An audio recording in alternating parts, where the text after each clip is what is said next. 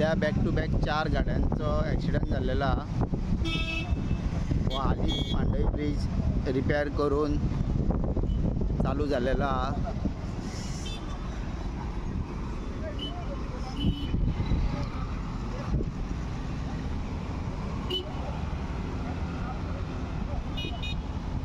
कितको close call आता पळया तुम्ही.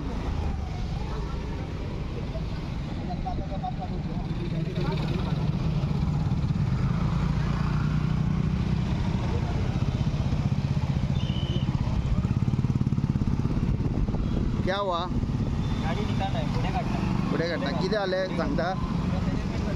सेटलमेंट जालें ना. कोण तुझ्या फुडल्यान येयल्लो ब्रेक मारला तो?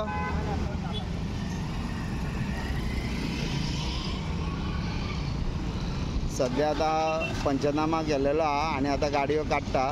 पुलिसांनी मार्किंग बी केलेली आहे आणि त्यांच्या मध्ये सेटलमेंट चालू आहे.